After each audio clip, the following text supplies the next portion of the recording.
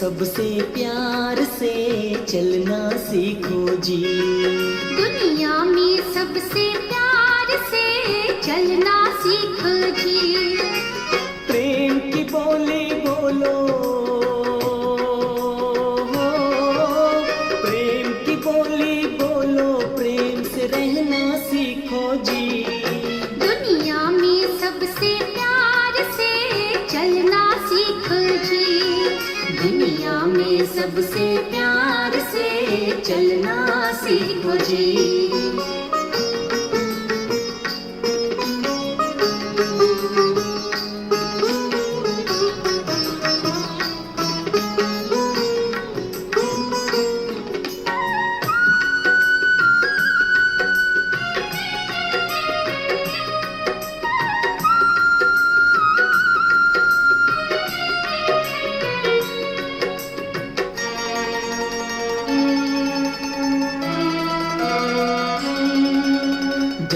जहाँ पर बिछे हो कांटे कलियां वहाँ बिछा दो, कांटों को भी कली बना दो, रोतों को हंसा दो।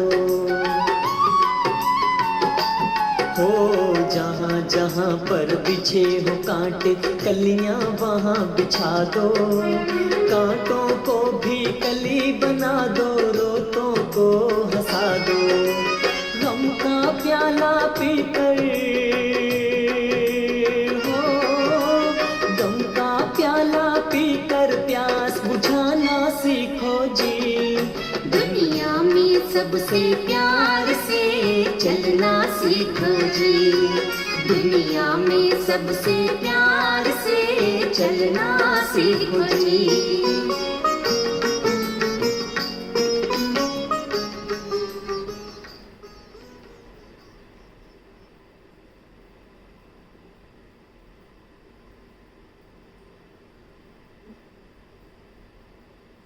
ओम शांति।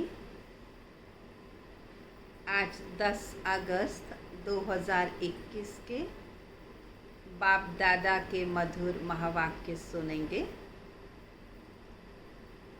बाबा बच्चों को ये स्वमान याद दिला रहे हैं कि तुम बच्चे हो सच्चे सच्चे नन्स। कहा जाता नन बट वन। तो नन्स का बाबा ने अर्थ बताया, एक बाबा को ही याद करने वाले, पवित्र बनकर के पवित्रता के सागर पर फिदा होने वाली और सारे समाज की निस्वार्थ भाव से सेवा करने वाली। तो बाबा कहते वो नन्स तो तुम ही हो। भले जो क्रिश्चियन धर्म में समर्पित हैं उन्हें नन्स कहते हैं और वो क्राइस्ट को याद करती हैं, क्राइस्ट की याद में ही अपने जीवन को सेवा में लगा देती हैं। परंतु क्राइस्ट ने तो स्वयं ये कहा कि मैं भगवान नहीं हूँ, मैं तो भगवान की संतान हूँ। क्राइस्ट ने हमेशा इस बात को कहा, I am son of God and God is light. तो अगर एक क्राइस्ट को याद करते हैं फिर दूसरा गॉड को याद करते हैं, फिर तो दो हो गए। तो फिर नन बट वन वाली बात नहीं रहती है। तुम बच्चों को तो एक ही निराकार ज्योति बिंदु या जो लाइट स्वरूप है उनको ही याद करना है। उनकी याद से ही बेड़ा पार होगा। तो सुनेंगे बाबा के शब्दों को। मीठे बच्चे, बाप आए हैं तुम्हें इस पाप की दुनिया से निकाल चैन की दुनिया में ले जाने। बाप द्वारा तुम्हें सुख शांति की 2 सौगातें मिलती हैं। प्रश्न है, सारी दुनिया में सच्ची सच्ची नन्स तुम हो। सच्ची नन्स किसे कहेंगे? सच्ची नन्स वे जिनकी बुद्धि में एक की याद हो, अर्थात नन बट वन। वे अपने को भले नन्स कहलाती हैं जो क्रिश्चियन धर्म में हैं, लेकिन उनकी बुद्धि में सिर्फ एक क्राइस्ट की याद नहीं, क्राइस्ट के साथ गॉड फादर को भी याद करती हैं। तो उनकी बुद्धि में 2 हो गए और तुम्हारी बुद्धि में एक बाप है। इसलिए तुम सच्ची सच्ची नन्स हो। तुम्हें बाप का फरमान है, पवित्र रहना है। गीत है, इस पाप की दुनिया से कहीं दूर ले चलो जहाँ सुख चैन हो। ओम शांति। मीठे मीठे रूहानी बच्चों ने गीत सुना। किसने सुना? आत्माओं ने सुना। आत्मा को आत्मा ही कहा जाता है, परमात्मा नहीं कह सकते हैं। आत्मा अलग है, परमात्मा अलग है। मनुष्य को कभी भी भगवान या परमात्मा नहीं कह सकते। अच्छा, अभी तुम हो ब्राह्मण, तुमको अभी देवता नहीं कहा जा सकता क्योंकि अभी तुम पुरुषार्थी हो। ब्रह्मा को भी देवता नहीं कहा जा सकता। भले कहते हैं ब्रह्मा देवताए नम है, विष्णु देवताए नम है, परंतु ब्रह्मा और विष्णु में तो बहुत फर्क है। ब्रह्मा को देवता ने, विष्णु को भले देवता कह सकते हैं, ब्रह्मा को देवता नहीं कह सकते क्योंकि वो संगम पर हैं ब्राह्मणों के बाप। ब्राह्मणों को देवता नहीं कहा जा सकता।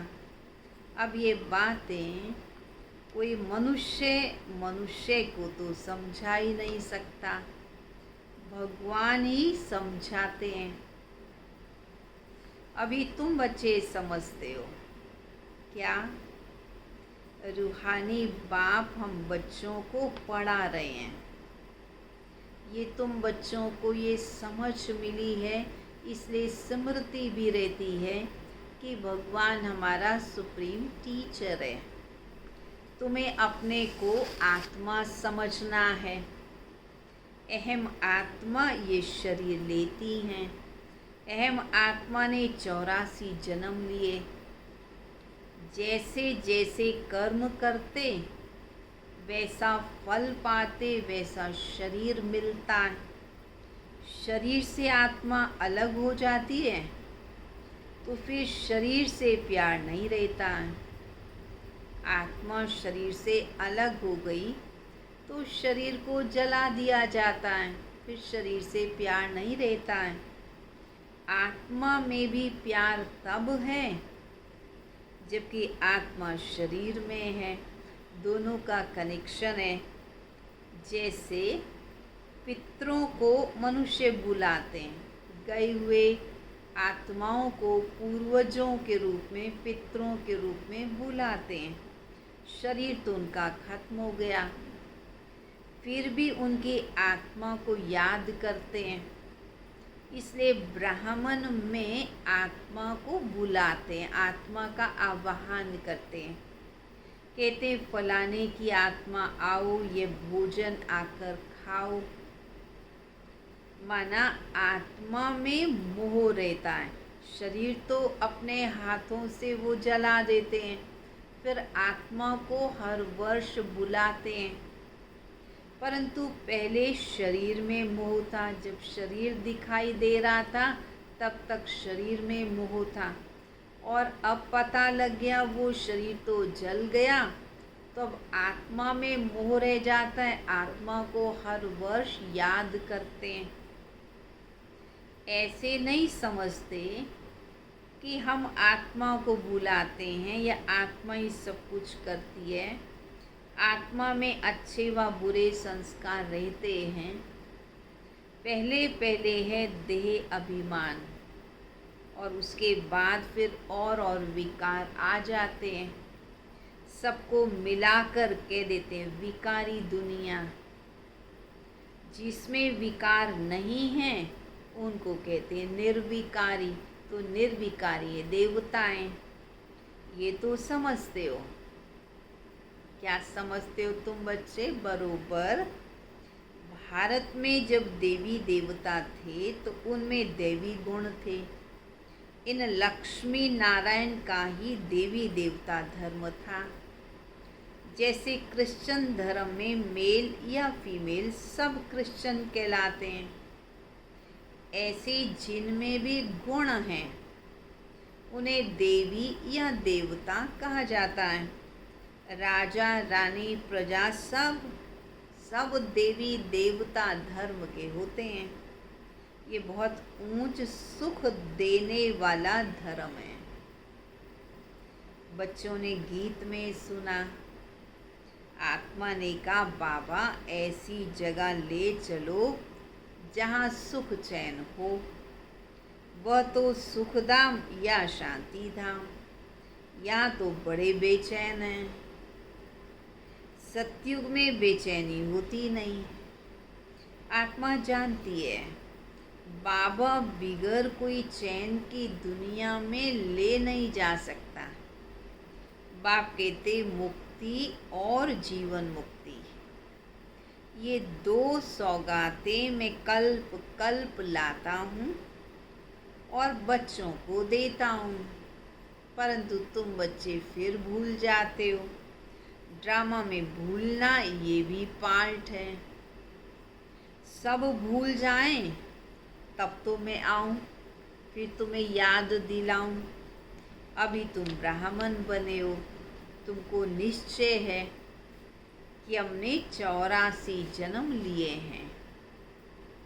जो पूरा ज्ञान नहीं उठाएंगे वो पहले नई दुनिया में भी नहीं आएंगे। ज्ञान कम लेंगे तो फिर नई दुनिया में भी लेट आएंगे। या त्रेता युग के एंड में आएंगे या सतयुग के एंड में आएंगे, जैसा जैसा जिसका पुरुषार्थ होगा। सारा मदार पुरुषार्थ पर है। सतयुग में सुख था। इन लक्ष्मी नारायण का राज्य था। पिछले जन्म में कौन थे ये किसी को पता ही नहीं। पिछले जन्म में ये ब्राह्मण थे, ये ब्रह्मा कुमार ब्रह्मा कुमारी थे। उससे पहले वो शूद्र थे। ये तो उनको कुछ पिछले जन्मों का याद रहता ही नहीं है। बाबा बच्चों को सब याद दिलाते हैं। अभी तुम समझते हो। कौन सी नई बात समझ रहे हो? कि हम 21 जन्मों के लिए बड़ा चैन पाएंगे। बाबा हमको वो रास्ता, चैन वाला रास्ता बता रहे हैं। अब सभी पतित हैं, इसलिए बेचैन हैं, दुखी हैं। जहाँ चैन हो उसको सुख शांति कहेंगे। तो अब तुम बच्चों की बुद्धि में आदि मध्य अंत का ज्ञान है। समझते हो बरोबर। सतयुग में भारत कितना सुखी था। दुख अथवा बेचैनी का नाम ही नहीं था। अभी तुम पुरुषार्थ कर रहे हो फिर से स्वर्ग में जाने के लिए तैयारी कर रहे हो। अभी तुम बने हो ईश्वरीय संप्रदाय के और वे हैं आसुरी संप्रदाय के। कहते भी हैं पाप आत्मा, पुण्य आत्मा, अनेक आत्माएं, अनेक प्रकार की आत्माएं। परमात्मा तो एक ही है। बाकी सभी आत्माएं आपस में ब्रदर्स हैं। सब परमात्मा तो नहीं हो सकते। इतनी थोड़ी छोटी सी बात भी मनुष्यों की बुद्धि में बैठती नहीं है। बाबा ने समझाया ये सारी दुनिया बड़ा बेहद का टापू है। वो छोटे छोटे टापू होते हैं और इस बेहद टापू पर रावण का राज्य है। ज्ञान से तुम्हारी सद्गति होती है। ज्ञान देने वाला है एक बाप, दूसरा ना कोई। भक्तों की भगवान ही आकर रक्षा करते हैं। मनुष्य मनुष्य की रक्षा नहीं कर सकते। शिव बाबा सभी बच्चों को वर्षा देते हैं। वो बाप भी है, शिक्षक भी है, सतगुरु भी है, वकील भी है, बैरिस्टर भी है। क्योंकि तुम्हें जम घटों की सजा से छुड़ाने वाला है। सतयुग में कोई भी प्रकार की जेल नहीं होती, कोई जेल में नहीं जाता। बाप सबको जेल से छुड़ाते हैं। बच्चों की सर्वश्रेष्ठ सब मनोकामनाएं मैं पूरी कर देता हूँ। रावण द्वारा शुद्ध कामनाएं पूरी होती हैं और बाप द्वारा शुद्ध कामनाएं पूरी होती हैं। शुद्ध कामनाएं पूरी होने से तुम सदा सुखी बन जाते हो। अशुद्ध कामना है पतित बनने की। पावन रहने वाले को ब्रह्मचारी कहते हैं। तुमको भी पवित्र रहना है। बल तो पवित्रता में ही है। पवित्र बन और तुम्हें पवित्र दुनिया का मालिक बनना है। पति से पावन एक बाप ही बनाते हैं। साधु संत आदि भी विकार से पैदा होते हैं, परंतु देवताओं के लिए कभी ऐसा नहीं कहेंगे कि वो विकारों से पैदा होते हैं। वो तो हैं ही संपूर्ण निर्विकारी। उनका जन्म तो योग बल से होता है। वहाँ विकार की कोई बात ही नहीं रहती। वो तो है ही पावन दुनिया। लक्ष्मी नारायण संपूर्ण निर्विकारी थे। भारत पवित्र था। ये अभी तुम समझते हो। सतयुग में प्योरिटी थी तो पीस प्रॉस्पेरिटी भी थी। सब सुखी थे। रावण राज्य जब से शुरू हुआ तब से गिरते आए। देहाभिमान के कारण गिरावट हुई। अभी तो किसी काम के ही नहीं रहे। एकदम कौड़ी मिसल बन गए। और अब फिर बाप हीरे मिसल बच्चों को बनाते हैं। भारत जब सतयुग था तो हीरे जैसा था। अब तो कौड़ी मिसल भी नहीं है। कोई वैल्यू ही नहीं, कोई कीमत ही नहीं रही। अपने धर्म का ही किसी को पता नहीं रहा। पाप करते रहते हैं। तुम देवी देवता धर्म के नामी ग्रामी हो। देवताओं के ढेर चित्र हैं और धर्मों में देखोगे एक ही चित्र होता है। क्रिश्चियंस के पास एक ही क्राइस्ट का चित्र होगा। बौद्धियों के पास एक ही बुद्ध का होगा। क्रिश्चियंस क्राइस्ट को याद करेंगे उनको नन्स कहा जाता है। नन्स माना सिवाय क्राइस्ट के और कोई को याद न करें, इसलिए कहते हैं नन बट क्राइस्ट। ब्रह्मचारी रहते हैं, तुम भी नन्स हो, परंतु तुम कैसी नन्स हो? तुम अपने गृहस्थ व्यवहार में रहते हुए पावन बनती हो, पवित्र बनती हो, इसलिए तुम नन्स हो। एक ही बाप को याद करती हो, नन बट वन, एक शिव बाबा, दूसरा ना कोई। उनकी बुद्धि में तो फिर भी दो याद आ जाते हैं। क्राइस्ट के लिए भी कहेंगे वो गॉड का बच्चा था। तुम बच्चों को तो सारी नॉलेज है। सारी दुनिया में ऐसा कोई नहीं जिसको परमात्मा की सत्य नॉलेज हो। परमात्मा कहाँ रहते हैं, कब आते हैं, उनका क्या पार्ट चलता है, ये कोई जानते ही नहीं है।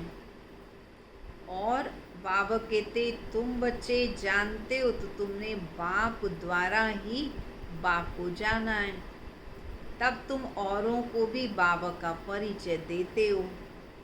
भगवान को लोग जाननहार कह देते हैं, समझते हैं वो हमारे दिल की बात को जानते हैं।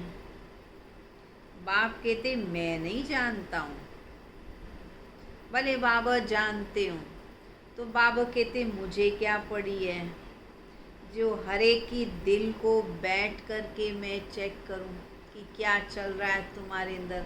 तुम जैसा अपने अंदर चलाते हो वैसा तुम फल पाते हो। हम आए ही हैं पतितों को पावन बनाने। अगर कोई पवित्र नहीं रहते और फिर झूठ बोलते हैं तो नुकसान अपने को ही पहुंचाते हैं ना, अपने को ठगते हैं, अपना ही पद भ्रष्ट कर लेते हैं। हर एक को अपने लिए पुरुषार्थ करना है। जो भी व्यक्ति कर रहा है हर एक अपने लिए ही पुरुषार्थ कर रहा है, नहीं तो अपनी ही सत्यानाश करते हैं। बहुत ऐसे हैं जो झूठ बोलते हैं, समझते हैं किसी को पता थोड़ी पड़ता है, लेकिन खुद को तो पता पड़ता है। बार बार अपने अंदर तो ख्याल चलता है। परम पिता परमात्मा जिसका राइट हैंड धर्मराज है, उनके आगे झूठ बोलते हैं तो खुद ही दंड के भागी बन जाते हैं। तो हमें क्या पुरुषार्थ करना है? झूठ नहीं बोलना है, दंड के भागी नहीं बनना है। ऐसा कोई कर्म नहीं करना जो धर्मराज के आगे शर्मिंदा होना पड़े। तो बहुत सेंटर्स पर भी ऐसे होता है, आ जाते हैं ऐसे झूठ बोल करके। फिर ऐसे भी कई आते हैं, सोचते हैं कि हाँ हम पवित्र नहीं रहते हैं, सच्चाई से बता भी देते हैं, परंतु फिर कहते हैं अगर हम नहीं आएंगे तो फिर पवित्र बनने की ताकत कहाँ से आएगी। इसलिए भले हम पवित्र नहीं हैं पर फिर भी पवित्र बनना तो चाहते हैं ना, इसलिए तो आते हैं। तो ऐसे को फिर अलाउड भी किया जाता है कि क्योंकि वो पुरुषार्थ करके पावन बनना तो चाहते हैं। बाप समझाते हैं बच्चे तुम तो वायुमंडल को खराब करते हो, फिर कहाँ तक ऐसे आते रहोगे। पावन जो बनते उनको पति से जैसे घृणा आती है। कहते बाबा इनके हाथ का खाना भी अच्छा नहीं लगता है। बाबा ने तो युक्ति बताई है। बाबा ने कहा खान पान की खिटपिट होती है, ऐसे तो नहीं कि तुम नौकरी छोड़ दोगे, नौकरी तो करनी पड़ेगी क्योंकि शरीर निर्वाह अर्थ नौकरी तो ज़रूरी है, परंतु युक्ति से अपने आप को बचाना है, सेफ रखना है। हम किसी भी तरीके से, जैसे मनुष्य व्रत रखते हैं, तो वैसे हमने भी व्रत रखा है, अशुद्ध चीज़ों का हम सेवन नहीं करेंगे, ये हमारा व्रत है। हम अशुद्ध सोचेंगे नहीं, ये हमारा व्रत है। अशुद्ध संग नहीं करेंगे, ये भी हमारा व्रत है। हमें अपनी दृढ़ता पर पक्का रहना है। हाँ, नौकरी आदि तो नहीं छोड़नी है, नौकरी तो करनी पड़ेगी। किसी को पता ही नहीं है कि यहाँ तो परम पिता परमात्मा पतित पावन पढ़ाते हैं। अगर ये समझ में आ जाए तो भगवान की श्रीमत पर चलने लगे। नहीं मानते इसलिए विरोध भी करते हैं। ये तो लिखा हुआ है कि मैं साधारण बूढ़े तन में आता हूँ। गीता में ये बात आती है कि भगवान ने कहा मैं साधारण बूढ़े तन में आता हूँ। तो शिव बाबा ब्रह्मा तन में आते हैं। तो तुम कैसे कहते हो, कई कहते हैं कि तुम कैसे कहते हो परमात्मा मनुष्य तन में आते हैं। हाँ, भगवान को तो ये भक्ति मार्ग में कहाँ ही ढूंढ भी रहे थे और सोचते थे न जाने किस रूप में मिल जाए भगवान, पता नहीं किस रूप में मिलेगा, ऐसा सोचते थे। अब हमें पता लगा शिव बाबा तो ब्रह्मा के रूप में, ब्रह्मा के तन में हमको ज्ञान सुनाते हैं। बाप कहते बच्चे पहले भी मैं आया था, 5000 वर्ष पहले भी आया था और तुम्हें कहा था माम एकम याद करो। अब फिर वही बात बाबा दोहरा रहे हैं, फिर कहते हैं माम एकम याद करो। मैं परम धाम में रहता हूँ तो मुझे मेरे परम धाम में याद करो। तो परम धाम को भी याद करना है, बाबा को भी याद करना है। एक परम पिता परमात्मा ही साधारण तन में प्रवेश कर तुम बच्चों को कहते माम एकम याद करो। तो इस योग अग्नि से तुम्हारे पाप कट जाएंगे। इसलिए मुझे पतित पावन कहते हैं। पतित पावन जरूर आत्माओं का योग है ना, आत्माओं को ही पावन बनाएंगे ना। पतित भी आत्मा बनती है और पावन भी आत्मा ही बनती है। बाप कहते हैं तुम पवित्र आत्मा 16 कला संपूर्ण थी, अभी 9 कला, कोई कला नहीं रही, बिल्कुल ही पतित बन गए। मैं कल्प कल्प आकर तुमको समझाता हूँ। तुम जो काम चिता पर बैठ पतित बन गए, फिर ज्ञान चिता पर बिठाकर तुमको पावन बनाता हूँ। भारत में पवित्र प्रवृत्ति मार्ग था और अभी अपवित्र प्रवृत्ति मार्ग है। किसी को भी चैन नहीं है। अब बाप कहते दोनों ज्ञान चिता पर बैठो, स्त्री भी पुरुष भी दोनों ज्ञान सुनो, दोनों पवित्र बनो। हर आत्मा को अपने अपने कर्मों अनुसार शरीर मिलता है। ऐसे नहीं दूसरे जन्म में वही पति पत्नी आपस में मिलेंगे, ये कोई आवश्यक नहीं है। हो भी सकता है परंतु आवश्यक भी नहीं है। इतनी रेस तो कोई कर नहीं सकता। ये तो पढ़ाई की बात है। अज्ञान काल में हो सकता है, अगर आपस में बहुत प्रेम होता है तो उनकी मनोकामनाएं पूरी हो भी सकती हैं। वह तो है पतित विकारी मार्ग।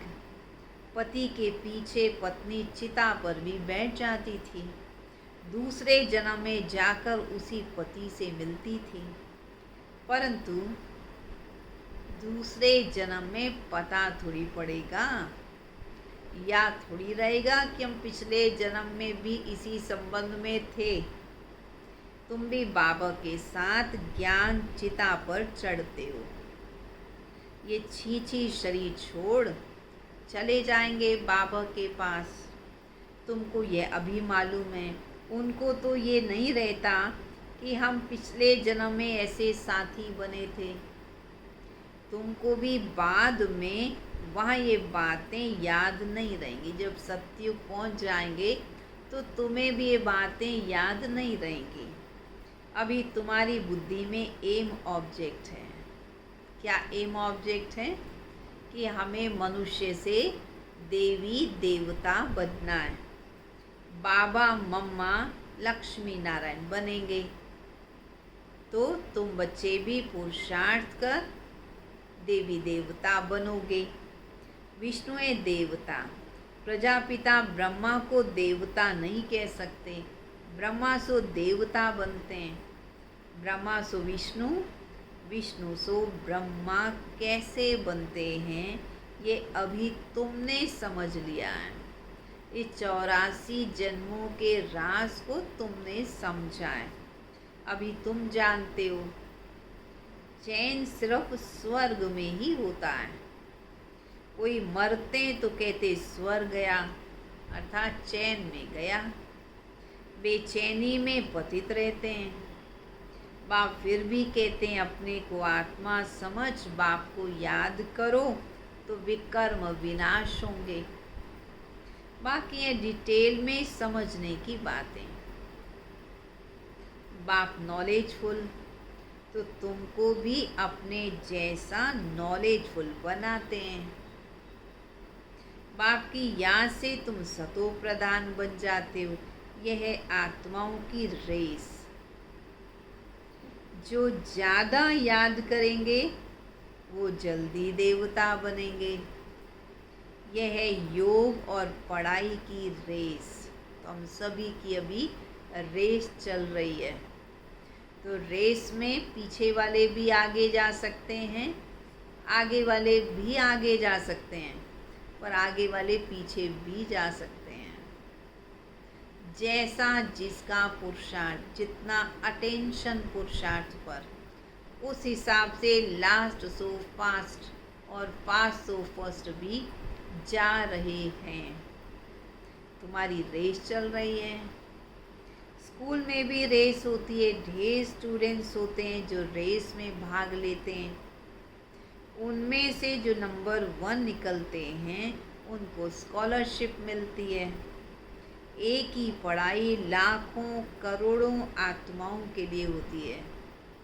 फिर पढ़ने के लिए फिर इतने स्कूल्स भी चाहिए। अब तुमको ये पढ़ाई पढ़नी है, रूहानी पढ़ाई पढ़नी है, तो तुम्हारे लिए भी तो इतने सारे ब्रह्मा कुमारी सेंटर्स चाहिए।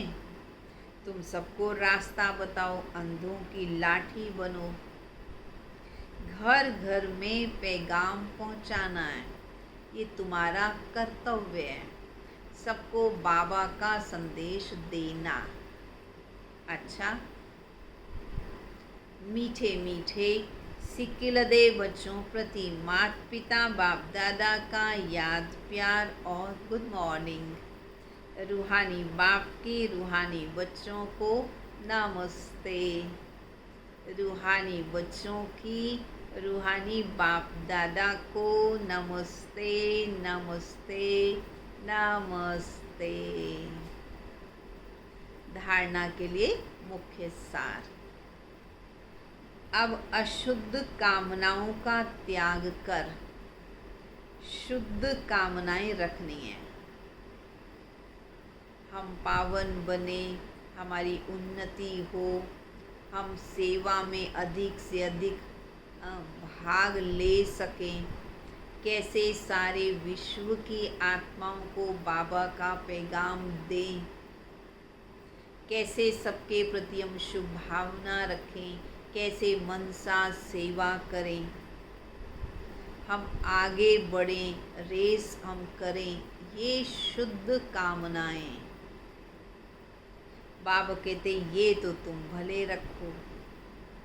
बाकी अशुद्ध कामनाएं, किसी को नीचे गिरा के हम आगे बढ़ जाएं, किसी को दुख देकर मैं सुखी बन जाऊं, ये अशुद्ध कामनाएं बाबा पूरी नहीं करता है। तो सबसे शुद्ध कामना पवित्र बनकर पवित्र दुनिया का मालिक बने।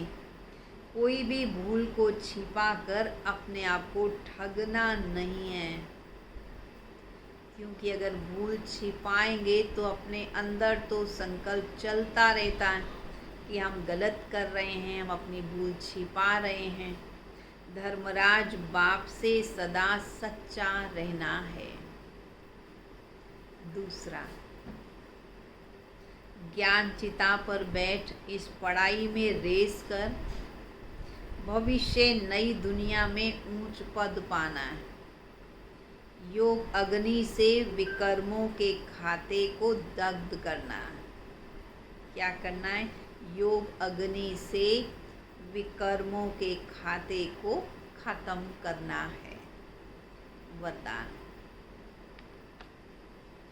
सत्यता की महानता द्वारा सदा खुशी के झूले में झूलने वाले अथॉरिटी स्वरूप भाव।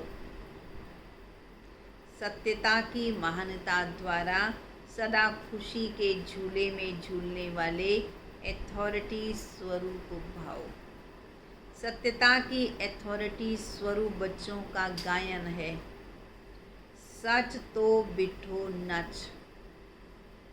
सत्य की नाव हिलेगी डुलेगी लेकिन डूब नहीं सकती।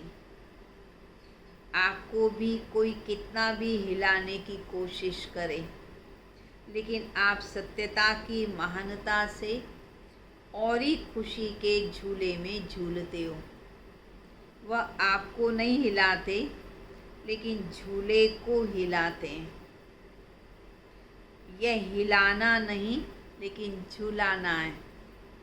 इसलिए आप उन्हें धन्यवाद दो कि आप झूलाओ और हम बाप के साथ झूलें। तो भले कितने ही आंधी तूफान आए, उसको झूला समझ लें। तो कभी भी उससे हलचल में नहीं आए, परेशान नहीं हो। हमेशा याद रखें, सच की नाव हिलेगी डुलेगी ज़रूर, लेकिन कभी भी डूबेगी नहीं। स्लोगन, सर्व शक्तियों की लाइट सदा साथ रहे तो माया समीप नहीं आ सकती। सर्व शक्तियों की लाइट सदा साथ रहे तो माया नज़दीक नहीं आ सकती। ओम शांति। चलेंगे सभी बाबा की याद में।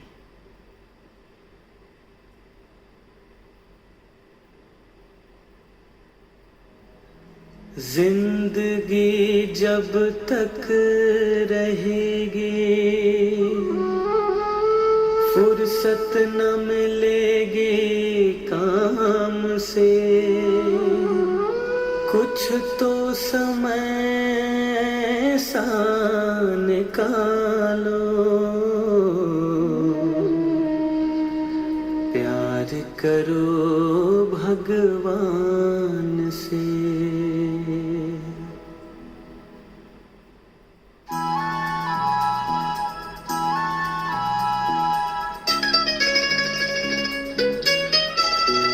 प्रभु प्यार का एक तराना तुम्हें सुनाने आए हैं।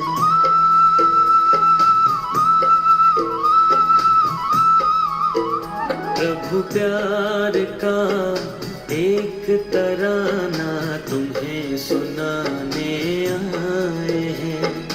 प्यार का सागर प्यार लुटाता ये बताने आए हैं। प्रभु प्यार का एक तराना तुम्हें सुनाने आए हैं। प्रभु प्यार का एक तराना तुम्हें सुनाने आए हैं। प्यार का सागर प्यार लुटाता ये बताने आए हैं। प्रभु प्यार का एक तराना तुम्हें सुनाने आए हैं। प्रभु प्यार का एक तराना तुम्हें सुनाने आए हैं।